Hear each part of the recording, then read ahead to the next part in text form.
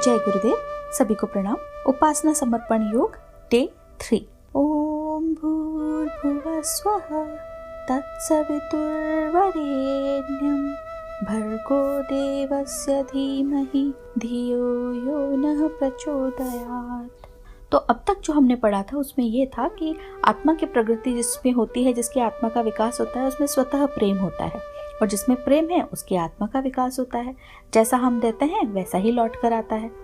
उसी क्रम में हम आज आगे बढ़ते हैं।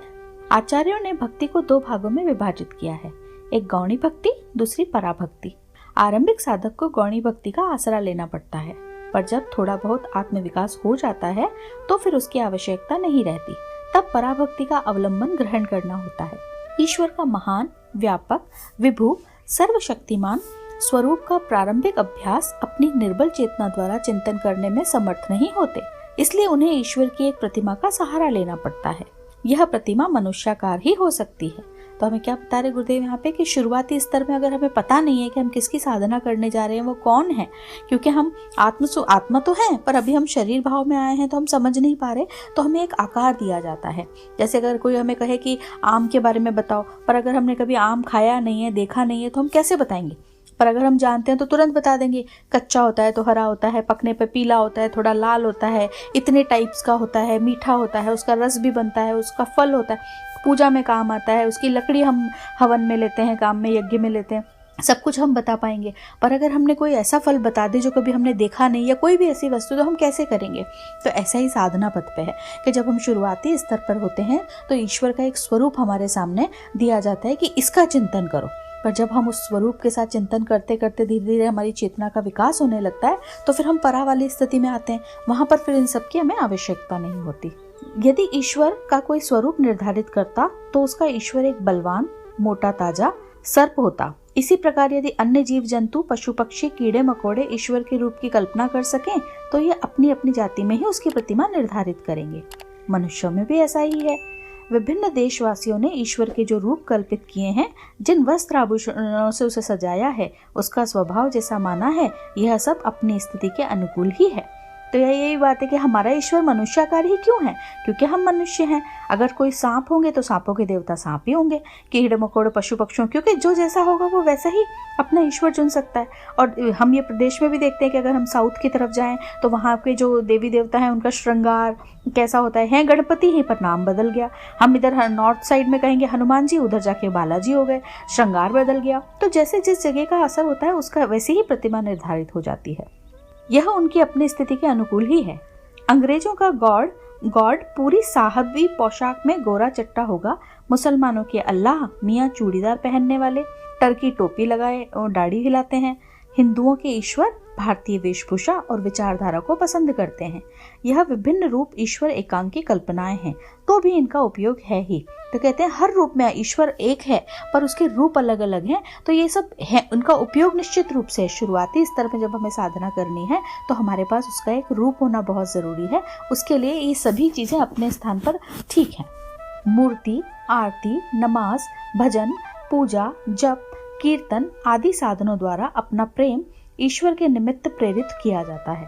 यह गौणी भक्ति है। तो गौणी भक्ति और पराभक्ति थी। गौणी में हम शुरुआती स्तर में क्या करते हैं, नियमित आरती होगी, मूर्ति पूजा होगी, अगर हम इस्लाम को फॉलो करते हैं तो नमाज होगी, भजन पूजन होगा, जप कीर्तन होगा।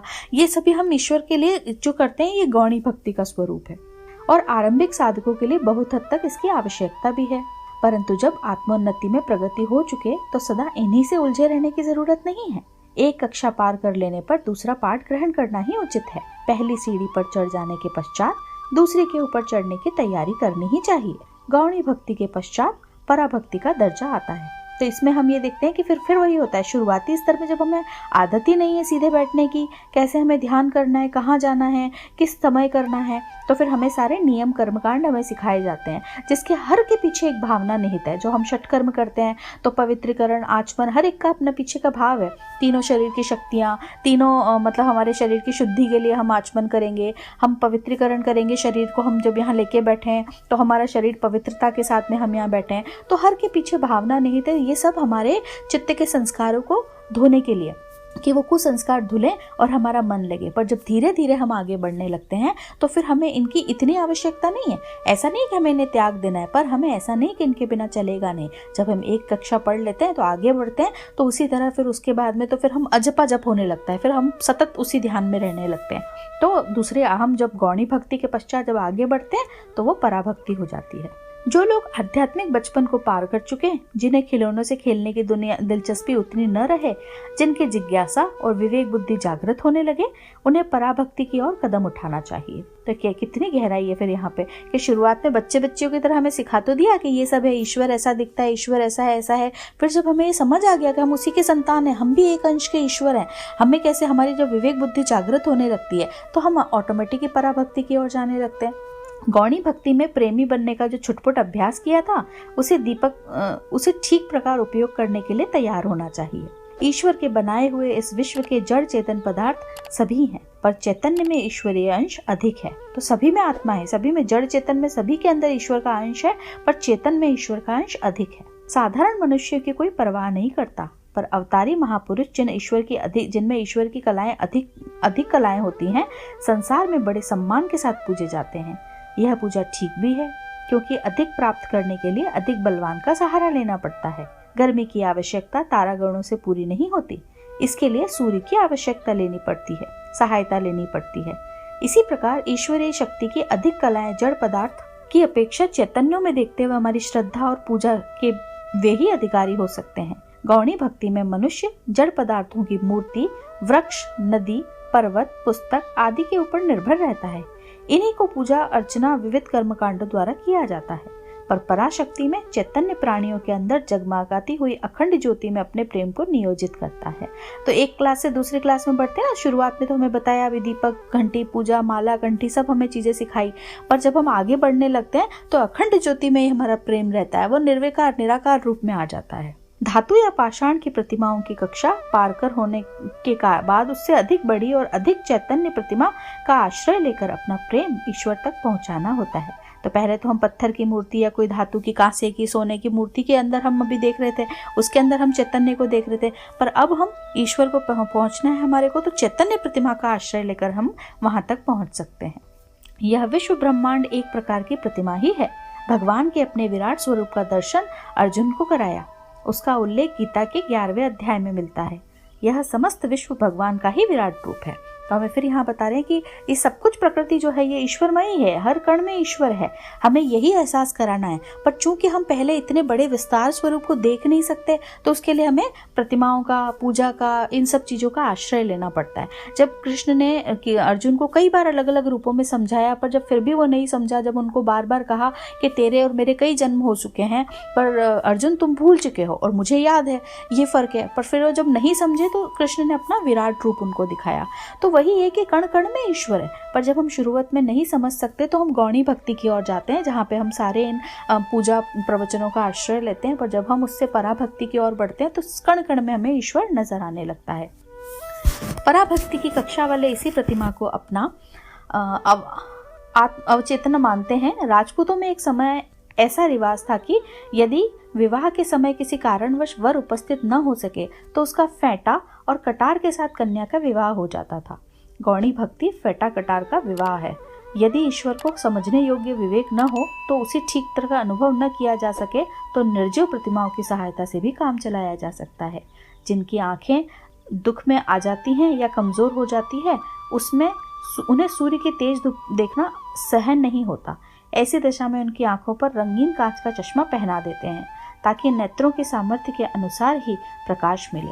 परंतु जब आंखें अच्छी होती हैं तो उसे चश्मे की जरूरत नहीं रहती। प्राणियों की चैतन्यता साक्षात परमात्मा की ही दिव्य ज्योति है, पर कई व्यक्ति की चेतना उसे असली रूप में देख नहीं सकती।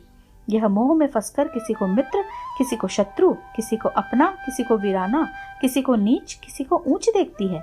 यह भेदभाव ही यह कमजोरी है, जिसके कारण सामने खड़े ईश्वर का प्रचंड तेज देखा नहीं जाता और कल्पित प्रतिमाओं में किसी प्रकार का काग निकाला जाता है। तो फिर हमें यही बता रहे कि पहले कैसा होता था कि जब विवाह होते थे तो युद्ध वगैरह भी हुआ करते थे। तो अब युद्ध में अगर व्यक्ति चला गया तो उसके फेटे जो साफा वगैरह पहनते थे उससे, या उसकी कटार तलवार वगैरह के साथ में शादी कर दी जाती थी कि ये हो गया।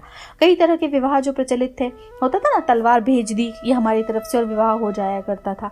तो ये वही चीज़ें थी कि बस उसके सम्मान उस रूप में कर दिया। तो अब जब हम शुरुआती स्तर में हैं तो हमें यही बता रहे हैं कि हम उस ईश्वर को ठीक रूप से महसूस नहीं कर पा रहे हैं। तो हमारे लिए ये चीज़ें दी जाती हैं कि इन प्रतिमाओं, इन सब पूजनों के द्वारा कि हम इनके द्वारा अपना काम हम चलाते हैं। और फिर जब धीरे धीरे हमारा चेतना का स्तर बढ़ने लगता है तो हम उस निराकार को समझ पाते हैं। कि जैसे किसी की आंखें कमज़ोर है तो उसको चश्मा दिया जाता है ना, पर अगर व्यक्ति ठीक हो जाए उसकी आंखें तो फिर उसे ज़रूरत ही नहीं होती है। तो जब हमारे अंदर वो चश्मा हमारे ऊपर नहीं चढ़ा है और हम मोह में फंसे हैं तो हम ये देख ही नहीं पाते कि सभी के अंदर वो ईश्वर का रूप है। सभी के अंदर हमारी आत्मा के उस विस्तार के लिए, हमारे प्रेम के विस्तार के लिए अगर हमको नहीं समझ पाते तो हम क्या करते हैं, किसी को मित्र, किसी को शत्रु, किसी को अपना पराया, ये हम ऊंचा नीचा भेदभाव करने लगते हैं। तो सामने हम ईश्वर तत्व देख ही नहीं पा रहे। तो हमारे उसी विस्तार के लिए कि सब कण कण में ईश्वर है, ये उसी का रचा बसा है और ये सब हम जो लेकर आए अपना ही लिखा है ये सब चीज़ें करने के लिए, किसी को दोष न दे, किसी को उस रिश्ते, उस रूप, उसमें शत्रु और मित्र की दृष्टि से न देखकर सब में वो आत्म तत्व देखें, सभी को प्रेम करें।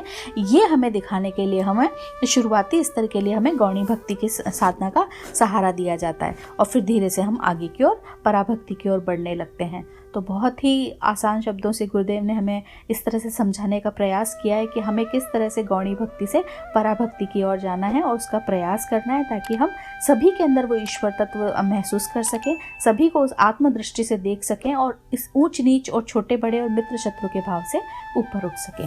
तो आज यहीं तक लेंगे, कल आगे के क्रम में हम बढ़ेंगे। जय गुरुदेव, सभी को प्रणाम।